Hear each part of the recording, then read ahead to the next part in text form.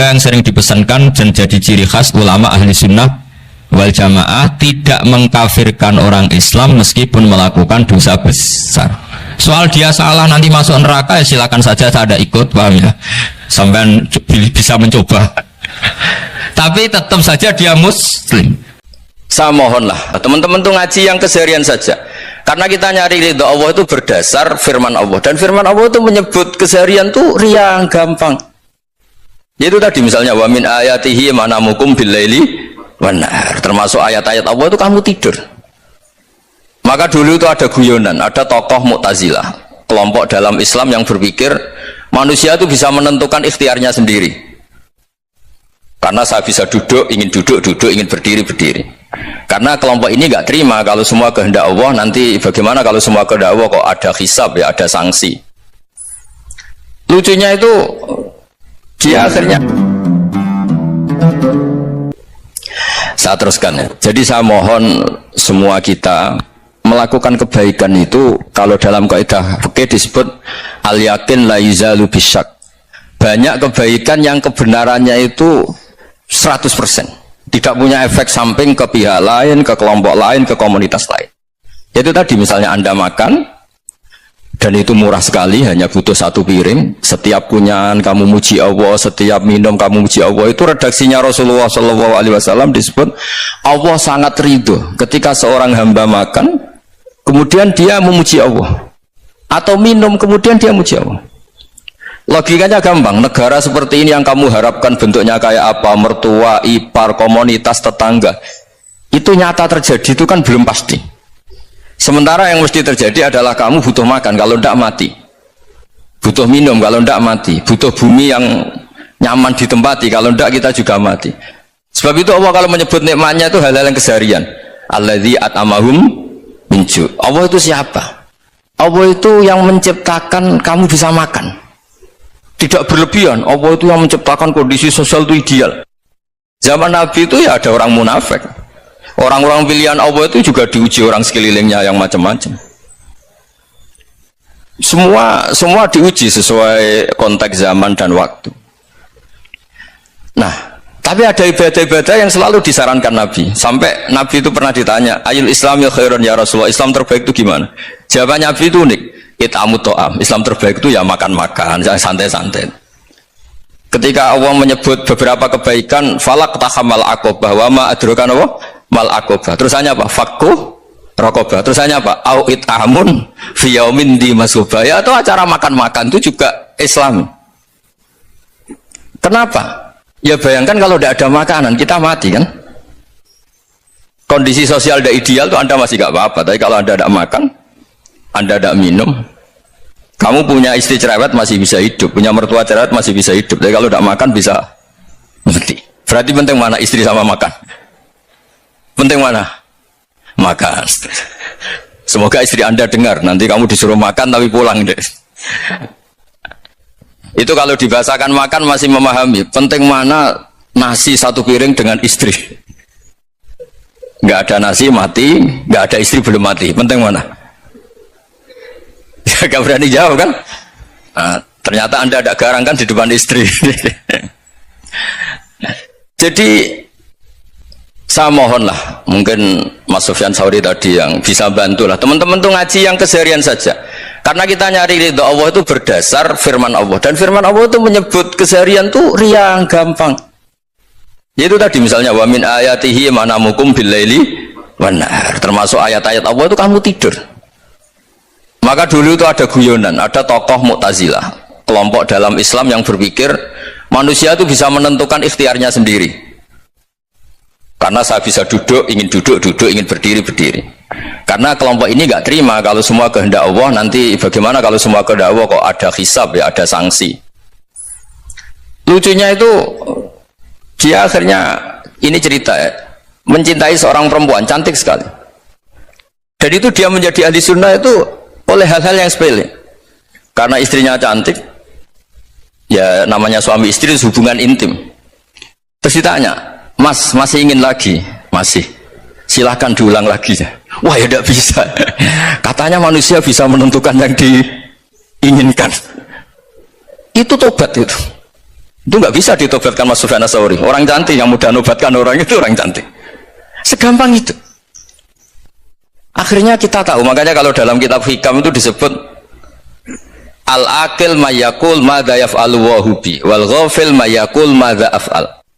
Orang yang punya akal karena sadar ini wilayah Allah, semua milik Tuhan, itu dia tiap hari berpikir besok Allah akan melakukan apa terhadap dunia ini. Kamu merencanakan suatu mau plesir ternyata gempa, mau wisata ke Rusia ternyata perang. Kamu tidak pernah tahu apa yang akan terjadi besok. Wa ma tadri nafsum madza taksibu ghadan. Tapi anda semua kita ini sering punya jadwal permanen. Makanya saya kalau diundang siapa saja, sana takdir. Yang jelas Gus ini acara penting. Ya masih acara penting nggak pangeran ngersakno piye? Kowe apa jadi pangeran? Kamu kok mau jadi Tuhan? Itu kadang ya kiai kan. Penting Gus acara ini jenengan harus memastikan bisa. Loh kamu itu yang ngajarin tauhid sesuatu itu biadillah kok bilang-bilang apa pasti. Kalau maksa terus tak tobatkan loh kamu kata saya itu. Ya kalau gitu Gus bilang insya Allah. Wah itu hati saya, fisik saya, roh saya sudah bilang insya Allah. Tidak usah kamu latih kata saya. Nah hal-hal tauhid keseharian itu gampang sebetulnya. Wal ghafil yaqulu madza af'al. Tapi orang yang lupa Allah dia setiap hari bilang besok apa? Kita bisa melakukan apa? Seakan-akan dia itu aktor, dia penting, dia subjek permanen, dia. Padahal kita ini hanya objek kehendak Allah Subhanahu wa taala. Karena kita yakin sesuatu yang terjadi di alam raya ini kita tidak bisa apa-apa. Makanya saya sering ngaji, sering bilang saya, ketika Anda mensifati Allah, Dia yang menghidupkan.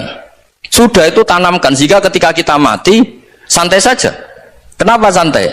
Allah punya cara menghidupkan kita. Zaman kita hidup juga gak tahu caranya ngelola jantung, ngelola paru-paru. Kamu juga gak tahu ngelola oksigen yang tidak beracun, tidak mengandung polusi. Tahu-tahu hidup.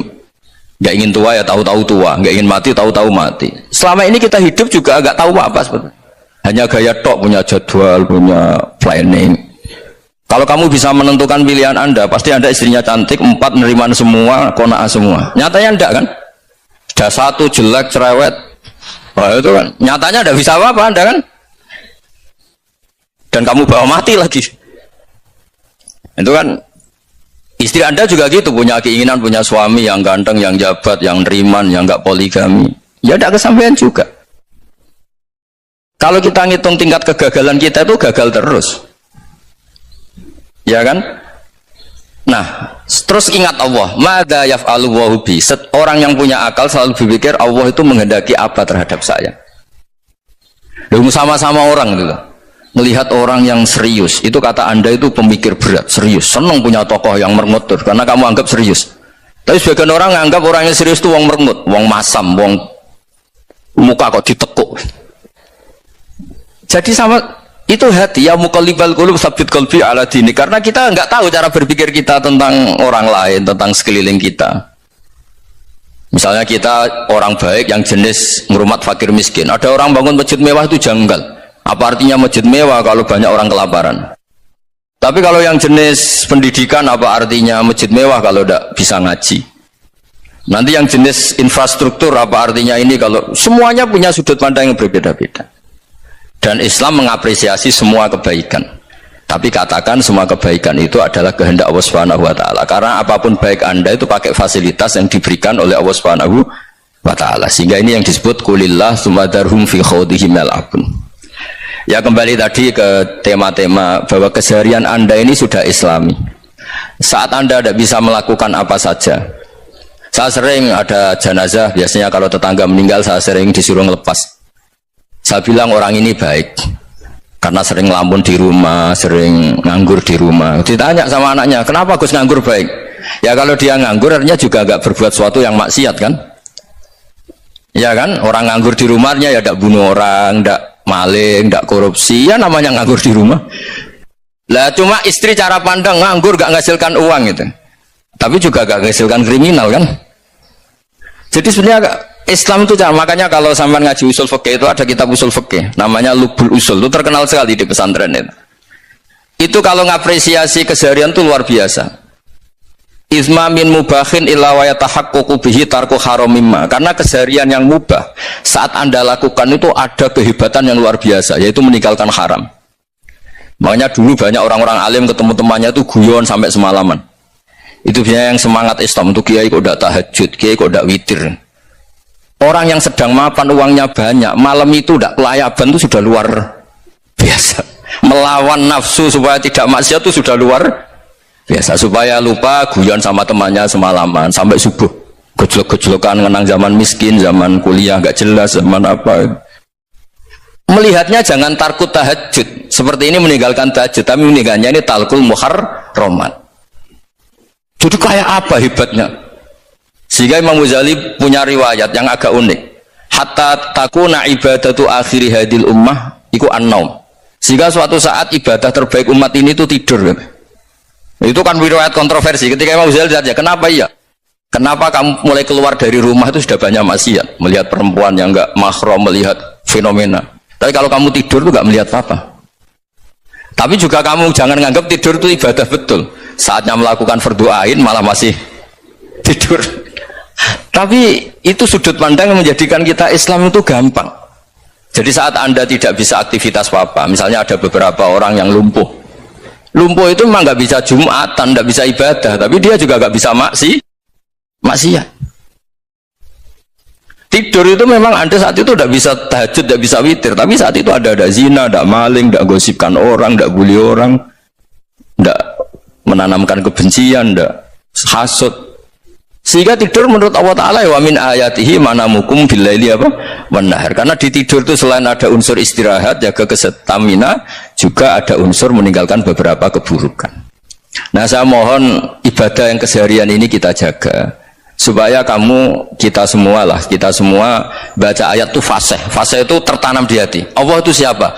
Alladzi at'amahum min ju'i wa amanahum min khauf. Dan Allah kalau cerita di Quran itu anna sababnal ma'a sabba tsumma syaqaqnal ardha wa syaqqa fa'ambatna fiha habba wa inaba wa qadba wa zaituna wa nakhla wa hada'iqa hulba. Kamu tahu saya ini siapa, kata Allah? Saya ini adalah Tuhan yang menurunkan air, kemudian ada tanaman banyak. Habba wa inaba wa qadba, ada zaitun, ada tin, kalau orang Jawa mungkin ada tela, ada padi, ada mangga, ada pisang. Sudah. Wa inaba wa zaituna wa nakhla wa hada'iqa hulba, ada perkebunan yang lebat. Tujuannya apa? Mata Allahkum, silahkan kamu pakai, kamu nikmati. Tapi karena kadang kita ini punya ide-ide besar. Tadi untuk syukur saja nunggu punya istri riman, rumah baik, tetangga baik, komunitas baik, semuanya baik baru syukur. Lama-lama nanti ada di surga, syukurnya nunggu surga paling kelas A. Itu sudah ada yang menghuni Rasulullah. Kamu nggak boleh di situ. Masa untuk syukur saja repotnya, masya Allah. Jadi mohonlah Quran yang kalau Anda hafalkan juz amma itu kan ada ayat-ayat yang kayak tadi. Ya, fal yang dzuril insanu ila ta'ami. Coba lihat apa yang kamu makan ya, dari mana? Dan untuk mempertahankan hidup kamu keseharian. Jadi jangan kira ibadah itu harus membentuk komunitas yang versi Anda. Ibadah itu harus hal yang mulu-mulu. Kesehariannya Anda alami. Ini saya tidak bikin-bikin. Saya ngaji bukan karena berdasar pesanan. Itu ayat yang saya baca kan betul ada ayatnya kan. Fal yang dzuril insanu ila ta'ami. Anna sababnal ma'a sabba thumma syaqaqnal arda syaqqa fa ambasna fiha habba wa inaba wa qadba wa zaituna wa nakhla wa hada'iqa khulba. Tulisannya apa? Mata'al lakum, silahkan kamu nikmati. Mata itu silahkan kamu nikmati. Ya kayak sampean dikasih hidangan ya makan. Ya sudah makan, habis makan ya minum, habis itu ngantuk ya tidur. Ya sudah normal-normal saja. Kayak apa indahnya Islam. Tapi Anda mencari Islam yang gimana lagi? Nah itu yang diajarkan guru-guru kita, diajarkan sanad kita sampai Wali Songo, sampai Rasulullah SAW. Bahwa pada akhirnya ada jihad, ada perang. Itu dulu memang perang, bukan membunuh, beda. Dulu kita dijajah Belanda ya perang, dan itu normal karena kita dijajah. Jadi ketika orang lain ingin baik sama kita, wa in ahadum minal musyrikin astajaruka ya fajirhu hatta yasma'a kalam Allah. Kalau mereka ingin baik ya kita baik. Makanya ada istilah musta'man, mu'ahad. Kalau mereka ingin damai, berdampingan dengan kemajmukan ya itu yang lebih baik. Karena memang Islam menghormati proses perdamaian. Wa in janahu lis-salmi ya fajnah lah. Kalau ingin damai ya kita harus damai. Jadi andai kan dulu Belanda datang ke Indonesia kok minta besanan gitu. Ya mungkin kita juga senang karena memperbaiki hidung kan kalau kita besanan gitu. Nah tapi wong jajah dulu itu kan masalah kan? Apa? Masalah kan? Jadi saya mohon ya, jadi apa ya? Makanya saya tadi minta sama Bapak Kadensus kemarin juga pernah main ke saya. Jangan sering ketemu saya ini sudah uzlah, saya ini sudah mau daftar jadi resi. Saya itu kemarin di muktamar juga agak datang, acara di Jogja juga sudah. Karena memang keluarga saya dulu itu bahasa ya, bapaknya bapak saya itu gak keluar rumah itu puluhan tahun, memang punya adat uzlah. Ya makanya ngaji saya ngaji aja yang gampang-gampang aja, yang nggak orderan, nggak pesenan ngaji aja dulu yang gampang. Saya ikhlas, yakin betul saya ikhlas. Ikhlas itu menurut saya itu roh. Orang nggak ikhlas menurut saya itu orang aneh. Ikhlas itu gampang, sudah saya bilang. Kalau kamu yakin ilmu itu milik Allah, ngasihkan juga ikhlas itu milik Allah. Apa sih yang kamu punyai sehingga kamu tidak ikhlas? Uang milik Allah, energi kita milik Allah, bumi milik Allah. Kemudian kamu merasa memiliki. Merasa memiliki itu kalau dalam ilmu tasawuf sudah kesalahan kan? Bagaimana Anda punya? Coba tahu-tahu tanah itu kok milik Anda? Karena saya beli, saya beli dari orang, dari Zaid. Padahal yang asli punya itu Allah. Apa benar kamu pernah beli sama Allah? Zaid ini pemilik nisbi, pemilik yang enggak sebenarnya kan? Ya enggak? Yang benar-benar pemilik itu Allah. Kok kamu ngerasa itu bumi kamu itu atas nama apa coba? Milik kan harus beli atau dikasih. Enggak semua kan? Nah, makanya itu famshu fi manakibiha, dan Allah menyebutnya sudah saya ini yang menciptakan bumi, waladzi ja'ala lakumul arda dalulan, dan Allah menyebutnya sederhana, famshu fi manakibiha, silakan jalan-jalan. Terusannya apa? Wa kulu mirizki, silahkan makan-makan. Jadi Islam itu yes. Iya, makanya kiai-kiai itu ada acara makan, sampai ada guyonan fikuli makanin makan di setiap tempat ya makan. Perasaan saya juga seluruh ulama di dunia, saya ulang lagi, perasaan saya juga seluruh ulama di dunia, bahwa Islam masuk itu macam-macam sebabnya. Dulu kita tahu, kita sebagai warga Indonesia, Islam masuk itu ya di bawah orang yang agak kedunian, ya kayak jenengan lah kira-kira itu. Ya kayak mbak-mbak ini, ya agak-agak mata duitan itu. Karena kita tahu rata-rata di sejarah mengatakan Islam di Indonesia di bawah kiai apa pedagang. Pedagang itu nyari uang apa nyari dakwah kira. Ya semoga Anda mirip-mirip seperti itu. Ya jadi nyari uang karena ada nurani Islam, sehingga tetap saja membawa Islam.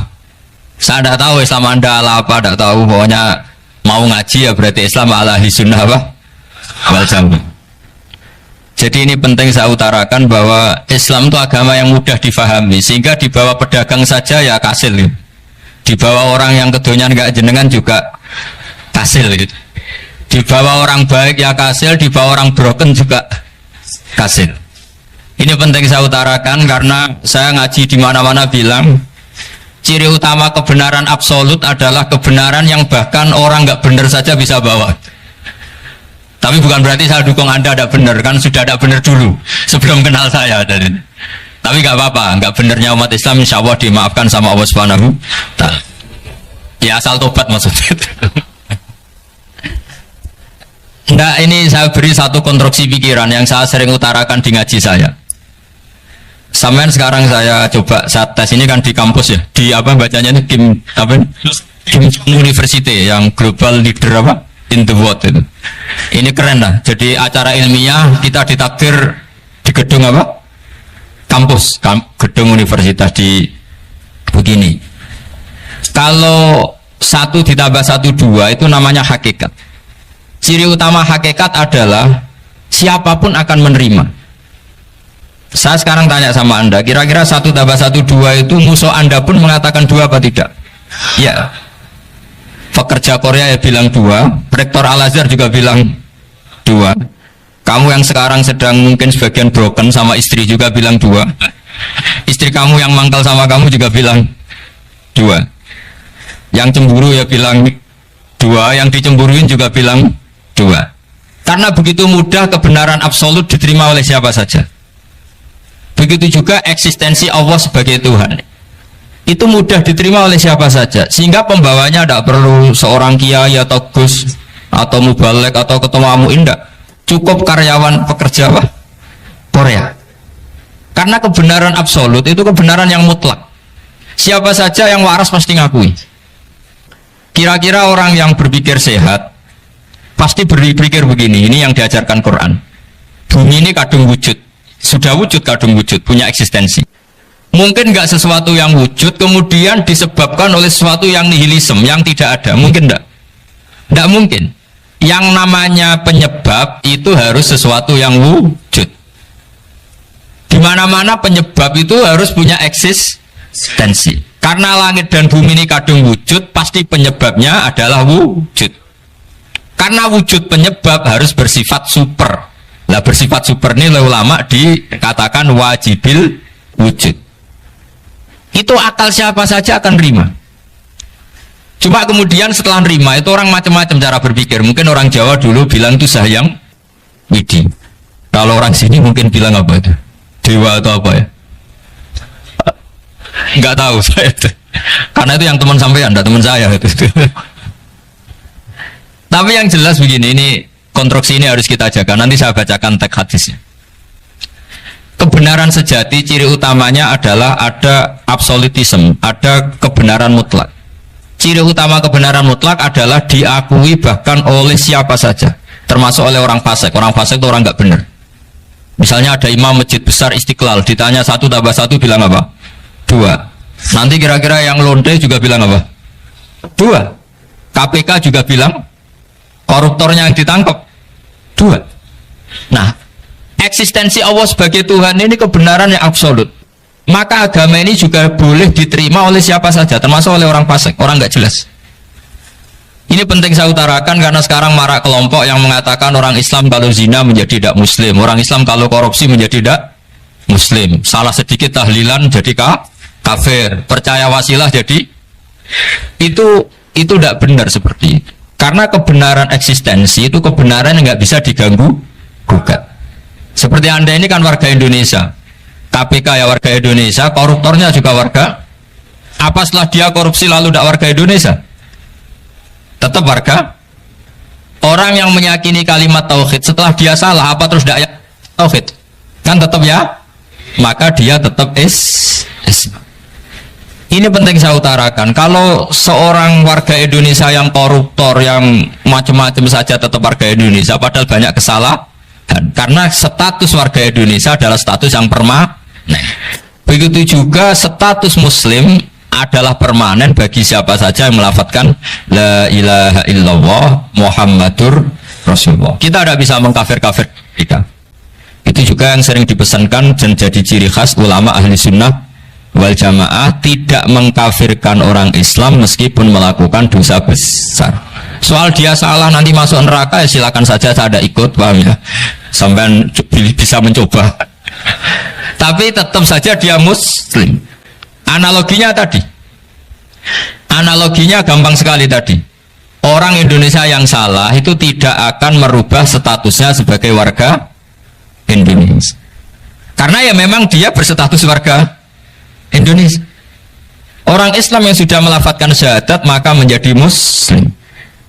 Saya di mana-mana berkampanye, berfatwa. Orang kafir yang 70 tahun kafir, sekali melafadzkan kalimat tauhid itu menjadi muslim apa tetap kafir? Muslim. Masa kita yang Islam terus, yang kalimat tahlil la ilaha illallah kemudian menjadi kafir karena kalimat itu? Itu faham aneh apa aneh? Wong yang kafir saja menjadi muslim karena kalimat tauhid, yang Islam menjadi kafir juga karena kalimat. Ini ngajak apa-apaan? Ya ngajak goblok-goblokan, kira-kira kan gitu. Ini penting saya utarakan karena ini penting.